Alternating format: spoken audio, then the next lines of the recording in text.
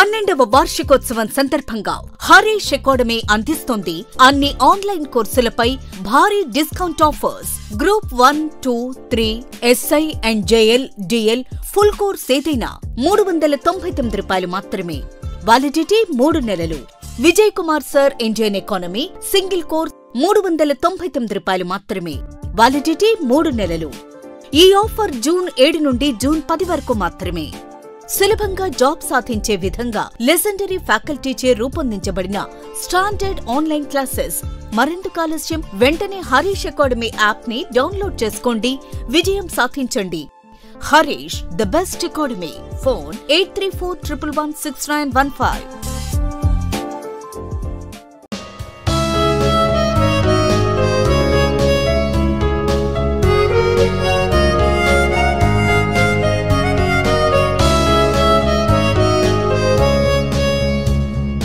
Harish, the best academy.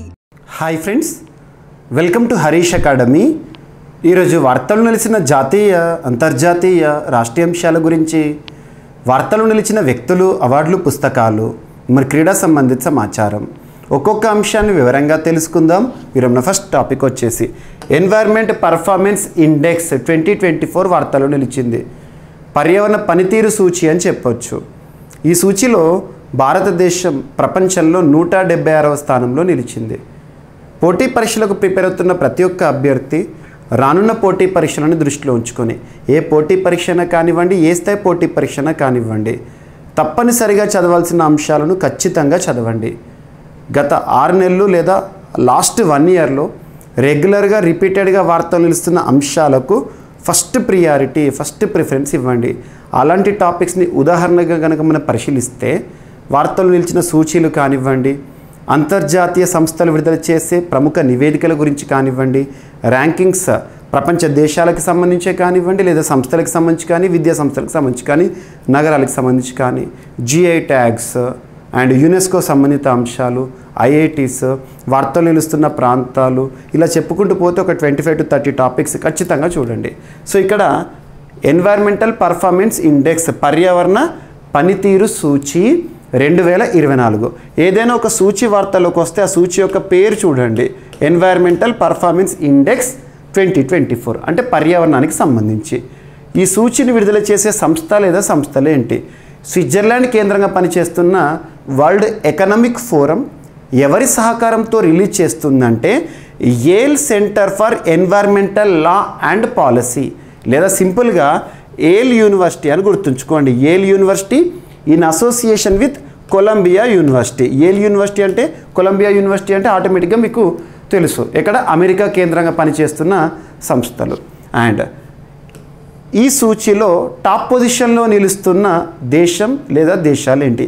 ఈ సంవత్సరం release అయిన సూచిలో టాప్ పొజిషన్లో ఎస్టోనియా నిలిచింది. ఎస్టోనియా. నెక్స్ట్ వచ్చేసి భారతదేశం యొక్క స్థానం ఎంత అంటే 176 అవుట్ ఆఫ్ 180 కంట్రీస్. భారతదేశం యొక్క స్కోర్ ఎంత అని అడుగుతారు. 27.6, 27.6 స్కోర్తో భారతదేశం ప్రపంచంలో 176th పొజిషన్లో ఉంది. అండ్ ఇంకా కూడా అడిగే అవకాశం ఉంటే, ఈ సూచిని ఎన్ని అంశాలను ఆధారంగా తీసుకొని రిలీజ్ చేస్తారంటే 58 ఇండికేటర్స్.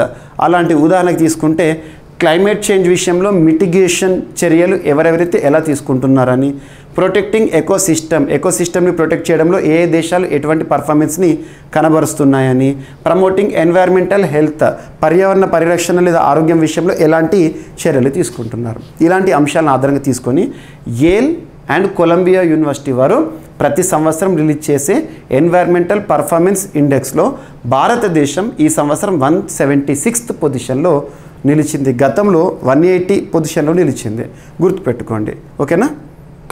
ఇటువంటి ఈ సూచిని చాలాసార్లు భారతదేశం ఖండిస్తూ వస్తుంది. ఇండియా చాలాసార్లు కూడా ఈ సూచీలోని ర్యాంక్ ఏదైతే ఉంటుందో, ఇండియాకి ఇచ్చిన ర్యాంక్ ఏదైతే ఉంటుందో ఖండిస్తూనే వస్తుంది. ఎన్వైర్న్మెంట్ మినిస్ట్రీ వాళ్ళు కానివ్వండి, లాస్ట్ టైం అయితే చాలా చర్చ జరిగింది.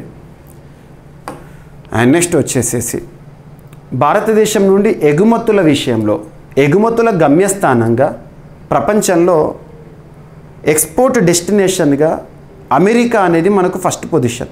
భారతదేశం నుండి ఎగుమతులు అవుతున్న ఏవైతే ఉంటే ఎగుమతులు గమ్యస్థానాల విషయంలో చూస్తే ఫస్ట్ పొజిషన్లో యూఎస్ ఉంటుంది. అంటే మన భారతదేశంలో అత్యధిక ఎగుమతులు అమెరికాకు జరుగుతున్నాయి. సెకండ్ వచ్చేసి యూఏఈకి. థర్డ్ పొజిషన్కి వచ్చేసి నెదర్లాండ్స్ వార్తల్లోకి వచ్చింది. The Netherlands emerges as India's third largest export destination for the year 2023-2024. అంటే గడిచిన ఆర్థిక సంవత్సరం FY24 2023 ఏప్రిల్ 1 నుండి 2024 మార్చి 31 వరకు గనక తీసుకుంటే ఆర్థిక సంవత్సరంలో భారతదేశంలో ఎగుమతుల గమ్యస్థానాలను కనుక తీసుకుంటే ఎక్కువ మొత్తంలో ఏ దేశానికి మనం ఎగుమతి చేస్తున్నాం అంటే first USA, second UAE, third వచ్చేసేసి నెదర్లాండ్స్. గుర్తుంచుకోండి, నెదర్లాండ్స్లో గత ఆర్థిక సంవత్సరంలో దాదాపు 3.5% ఇంక్రీజ్ అయిందంట మన ఎగుమతులు. అల్టిమేట్గా $22.36 బిలియన్ మార్కెట్ని మనం అక్కడికి ఎగుమతి చేసామంట. గుర్తుంచుకోండి. సో ఎగ్జామినేషన్ పాయింట్ ఆఫ్ వ్యూలో టాప్ 3 ఎవరని అడుగుతారు. అండ్ నెక్స్ట్ వచ్చేసి రీసెంట్గా RBI మానిటరీ పాలసీ మీటింగ్ అనేది నిన్నటి రోజున మనం చూసాము. ఫ్రైడే జూన్ 7 రోజున RBI గవర్నర్గా ప్రస్తుతం శక్తికాంత దాస్ గారు విధులు నిర్వర్తిస్తున్నారు. RBIకి సంబంధించి కీలక వడ్డీ రేట్ల ప్రకటన చేశారు. మరొకసారి రెపో రేట్ని 6.5% వద్దే కొనసాగిస్తున్నట్లు కీలక నిర్ణయాన్ని ప్రకటించారు. కామన్గా RBI మానిటరీ పాలసీ యొక్క డెసిషన్స్ ఏంటంటే ఇన్ఫ్లేషన్ని కట్టడి చేయడం, ద్రవ్యోల్బణం, too much money chasing too few goods. Inflation అంటే ఏంటంటే వస్తువులకు విలువ పెరగడం, కరెన్సీకి విలువ తగ్గడం, ఇటువంటి మనం చూస్తూ ఉంటాము. సో ఇక్కడ RBI రేట్ని 8వసారి ఎటువంటి మార్పులు చేయకుండా 6.5% వద్దే ఉంచుతున్నట్లు రీసెంట్గా రెపో రేట్ విషయంలో RBI తీసుకున్న నిర్ణయం. మీరు SLR statutory liquidity ratio and cash reserve ratio, repo rate, reverse repo rate, ఈ డెఫినేషన్స్ ఏవైతే మీకు చాలాసార్లు రిపీట్ చేశానో ఒక్కసారి చూడండి.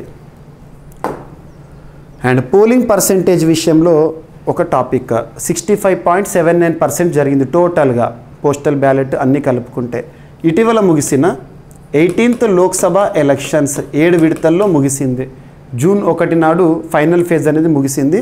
జూన్ 4 నాడు ఫలితాలు కూడా వెలువడ్డాయి. సో ఎన్నికల ఫలితాలకు సంబంధించి భారతదేశంలో ఎన్నికలు నిర్వహించే సంస్థ ఏంటిది? రాజ్యాంగబద్ధ సంస్థ ఎలక్షన్ కమిషన్ ఆఫ్ ఇండియా. రాజ్యాంగం, దేశంలోని అత్యున్నత చట్టమైన రాజ్యాంగంలో 15వ భాగంలో ఆర్టికల్ 324 నుండి 329 ఎన్నికలకు సంబంధించిన అంశాన్ని ప్రస్తావిస్తుంది. అకార్డింగ్ టు ఆర్టికల్ 324 కేంద్ర ఎన్నికల సంఘం రాజ్యాంగబద్ధ సంస్థ. According to article 326 right to vote is constitutional right. So ఇవన్నీ మనం చూస్తూ ఉంటాం. ఎన్నికల సంఘము ప్రస్తుతం 1+2 బాడీగా పనిచేస్తుంది.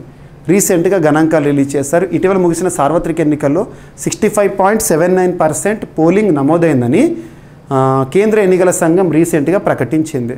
పోస్టల్ బ్యాలెట్లను ఇంకా అందులో కలపని కారణంగా తుది పోలింగ్ శాతంలో మార్పులు ఉంటాయని పేర్కొనడం జరిగింది.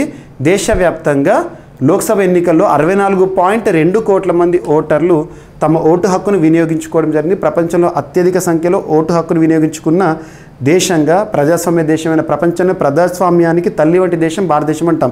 ఇన్ని కోట్ల మంది ఓటు హక్కును వినియోగించుకున్నారంట.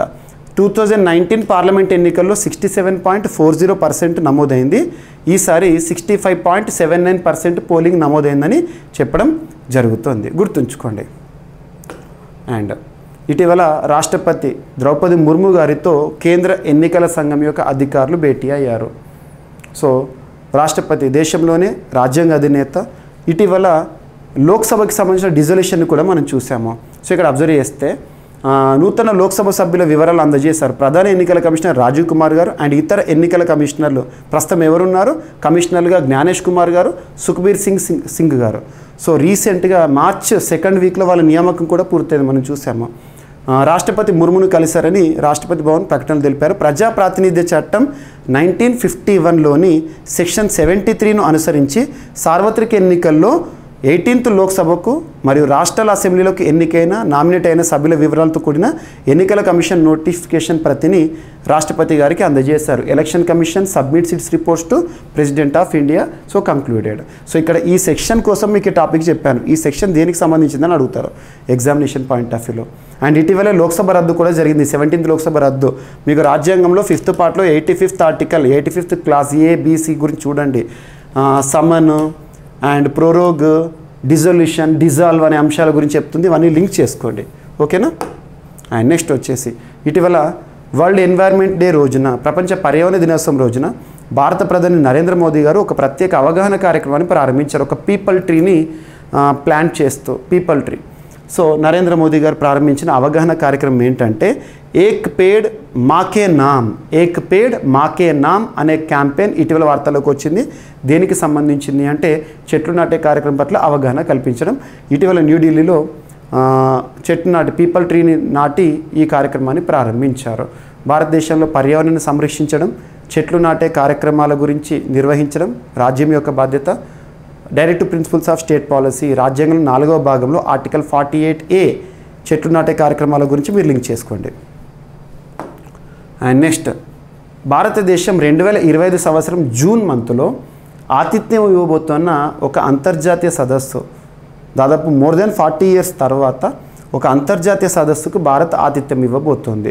చివరిసారి 1958, 1983 రెండుసార్లు ఆతిథ్యం ఇచ్చారు. ఇప్పుడు మూడోసారి ఆతిథ్యం ఇస్తున్నారు. ఏంటదంటే 81st international air transport association, 81st international air transport association meeting, IATA meeting, Madrid కేంద్రంగా పనిచేస్తున్న సంస్థ. ఈ సంస్థకి సంబంధించిన సదస్సు ఏదైతుందో భారతదేశం వేదికగా జరగబోతోంది 2025లో, ఢిల్లీ వేదికగా 2025లో మూడవసారి భారతదేశం ఆతిథ్యం ఇస్తుంది. సో చివరిసారి ఎప్పుడు జరిగిందంటారు? 1983లో జరిగింది, గుర్తుపెట్టుకోండి. అండ్ భారతదేశానికి సంబంధించి CDOT, తరచు మనం వార్తలు చూస్తూ ఉంటాం, centre for development of telematics, centre for development of టెలిమాటిక్స్కి ఇటీవల జెనీవా కేంద్రంగా జరిగిన సదస్సు, ఏం సదస్సు అంటే world summit on information society summit +20 summit. ఇటీవల ఐక్యరాజ్య సమితికి సంబంధించి అనుబంధ సంస్థగా ఈ సదస్సును మనం చూసాము. అందులో భారతదేశానికి సంబంధించి CDOTకి ఛాంపియన్ అవార్డు అనేది ప్రదానం చేయడం జరిగింది, గుర్తుపెట్టుకోండి. అండ్ నెక్స్ట్ వచ్చేసి ఇటీవల వార్తల వ్యక్తుల విషయానికి వస్తే ఆంధ్రప్రదేశ్ రాష్ట్రానికి నూతన CSగా ఇటీవల జవహర్ రెడ్డి గారి స్థానంలో, యాక్చువల్గా తను సెలవులో వెళ్ళిపోయాడు, తన స్థానంలో కొత్త CSగా నీరబ్ కుమార్ ప్రసాద్ గారిని నియమించింది రాష్ట్ర ప్రభుత్వము. సో ఇటీవల ఆంధ్రప్రదేశ్ రాష్ట్రంలో భారీ విజయంతో తెలుగుదేశం, జనసేన, భారతీయ జనతా పార్టీ కూటమి, NDA కూటమి అధికారంలోకి రాబోతోంది. ఈ సందర్భంగా నూతన CS నియామకం అనేది జరిగింది. రాష్ట్ర ప్రభుత్వ ప్రధాన కార్యదర్శిగా AP క్యాడర్కు చెందిన సీనియర్ IAS అధికారి నీరబ్ కుమార్ ప్రసాద్ గారు నియమితులవ్వడం జరిగింది. 1987 క్యాడర్ IAS అధికారి. And ISS international space station, అంతర్జాతీయ స్పేస్ స్టేషన్ ఏదైతుందో అక్కడికి చేరిన సునీత విల్మోర్ రీసెంట్గా విజయవంతంగా రోజ్దస్ ప్రయోగంలోకి అనుసంధానమైన Starliner. So Sunita Williams గారు తరచూ వార్తల్లోకి వచ్చారు ఇటీవల కాలంలో. భారత సంతతి వ్యోమగామి సునీత విలియమ్స్, అమెరికాకు చెందిన మరో వ్యోమగామి బుచ్ విల్మోర్లు ఈ గురువారం రోజున విజయవంతంగా అంతర్జాతీయ అంతరిక్ష కేంద్రానికి చేరుకున్నారంట. వీరిని రోదస్లోకి తీసుకెళ్లిన స్టార్ లైనర్ వ్యోమనౌక గత గురువారం రాత్రి అంతరిక్ష కేంద్రంతో క్షేమంగా అనుసంధానమైందని బోయింగ్ సంస్థ రూపొందించిన ఈ క్యాప్సూల్కు తొలి మానవ సహిత యాత్ర అని చెప్పడం జరిగింది, గుర్తుపెట్టుకోండి. సో స్పేస్ రీసెంట్గా మీకు చాలాసార్లు సునీత విలియమ్స్ గారు మరొకసారి రోదస్ యాత్ర చేయబోతున్నారని చెప్పేసి చూసాము. అండ్ నెక్స్ట్, అంతరిక్షంలో 1000 రోజులకు పైగా గడుపుతూ రష్యా వ్యోమగామి వార్తల్లోకి వచ్చాడు. సో అంతరిక్షంలో 1000 రోజుల పాటు గడిపి ఓ రష్యా వ్యోమగామి రికార్డు సృష్టించారు. ఓలెగ్ కొనెనెన్కో 59 years ఆఫ్ ఏజ్ 2008 నుంచి 5 సార్లు అంతర్జాతీయ అంతరిక్ష కేంద్రానికి ప్రయాణించారు. మంగళవారం నాటికి ఆయన 1000 రోజుల పాటు అంతరిక్షంలోనే ఉన్నారంట. దీంతో ప్రపంచంలోనే ఎక్కువ రోజులు అంతరిక్షంలో ఉన్న వ్యోమగామిగా ఓలెగ్ రికార్డుని సృష్టించారని రష్యా అంతరిక్ష సంస్థ రాస్కాస్మోస్ అంటే రష్యాకి సంబంధించి, ఇండియా అంటే ఇస్రో, అమెరికా అంటే నాసా, మనకు జపాన్ అంటే జాక్సా, అలా ఓకేనా చెప్పడం జరిగింది.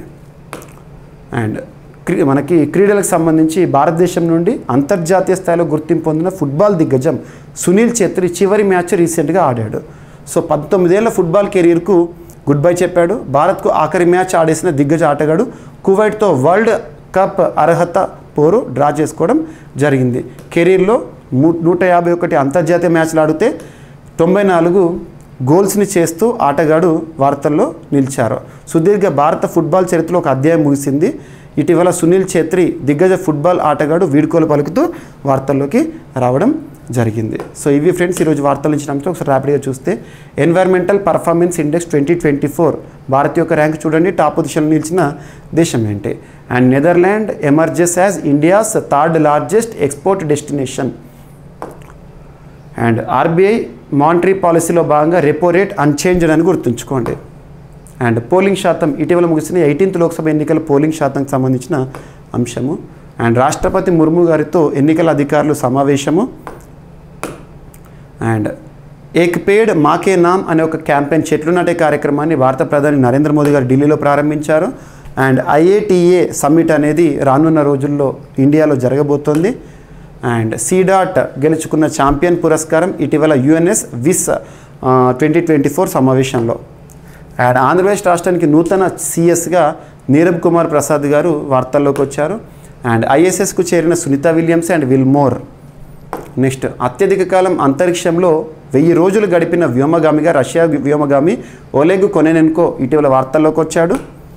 అండ్ సునీల్ ఛేత్రి ఫుట్బాల్ దిగ్గజ ఆటగాడు భారతదేశానికి సంబంధించి ఇటీవల ఫుట్బాల్ క్రీడకు వీడ్కోలు పలుకుతూ వార్తల్లోకి వచ్చాడు. సో ఇవి ఫ్రెండ్స్ ఈరోజు వార్తలు నిలిచిన అంశాలు.